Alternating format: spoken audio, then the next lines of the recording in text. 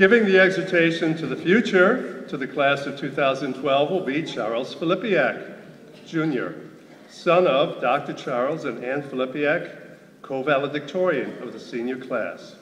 Charles plans on attending the University of Notre Dame, majoring in engineering.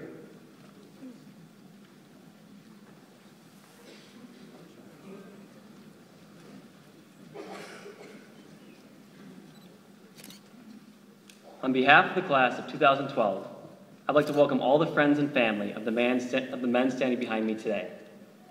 I'd also like to extend a thank you to the oblates, the teachers, the faculty, Mr. Samoa, Mr. Collier, and Mr. Fawcett. Guys, we did it. We took everything the people I just thanked could throw at us, and in a few minutes get to walk away with our heads held high.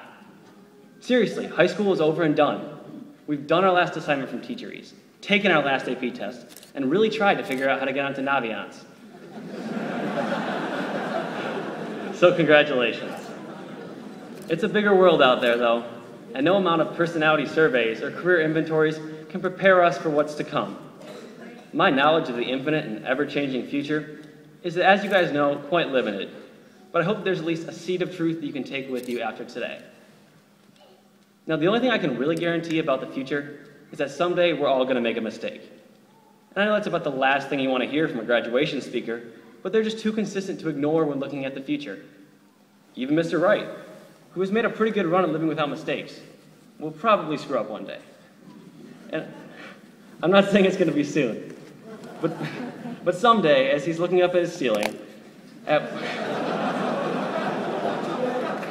whatever's up there, he'll forget the first step of Maslow's hierarchy.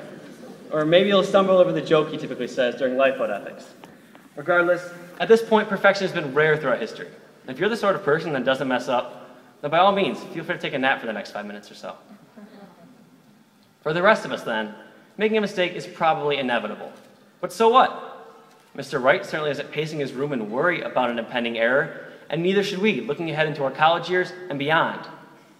The future isn't comprised of a series of successes and failures. Thankfully, real life isn't as black and white as a high school class. What one person might consider a mistake in one context could actually lead to a better future, or if nothing else, teach us an important lesson. Take, for example, a man named Stefan Harris. Stefan is the leader of a jazz quartet that tours the US and Europe, putting on amazing shows for sellout crowds. The truly unique thing about this group, however, is that they play all of their music completely off the top of their heads. They have never repeated the same performance and never once rehearsed what they're going to play on stage. In this situation, one would assume that mistakes are bound to happen, but they don't. Miraculously, 4 individuals are able to keep spontaneously improvising new music day in and day out with no slip-ups. How is this even possible? Now, Stefan Harris and his band are actually not doing anything revolutionary. In fact, the improvisational bandstand has been an element of jazz music for decades. The key to this amazing ability lies in how they see mistakes. Harris believes that every mistake is an opportunity, and the only mistake lies in that I'm not able to perceive what's going on.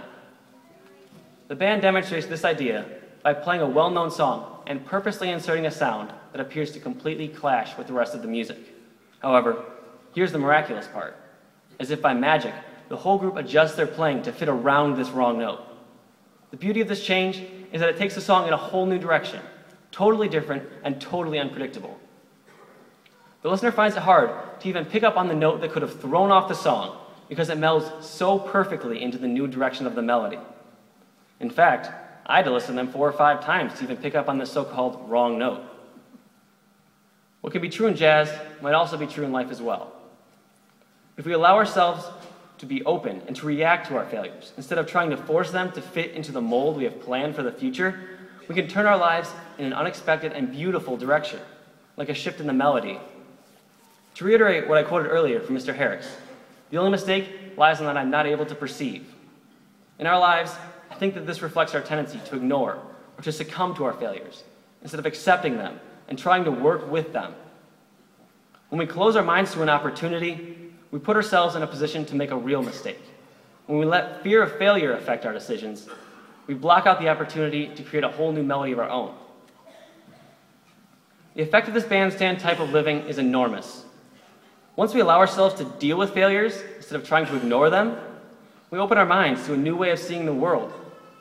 Instead of spending time worrying about if certain events are going to work out exactly as we planned, we can focus on simply making the best out of every situation we encounter.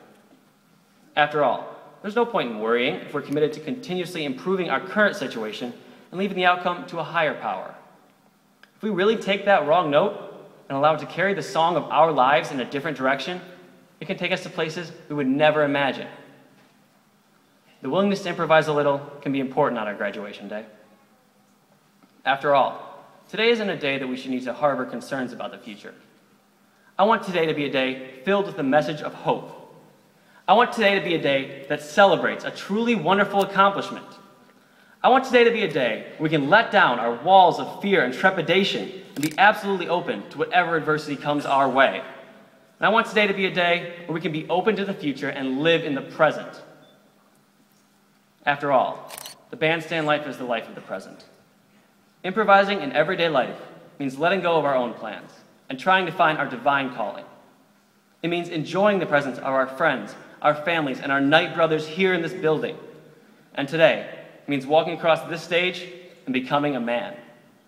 The song of our lives has just begun, and as much as we loved the opening measures, there are plenty of new melodies to come. So today, in recognition of the past and openness towards the future, I would like to say thank you to the closest group of gentlemen I've ever known, St. Francis class of 2012. Thank you. Yeah!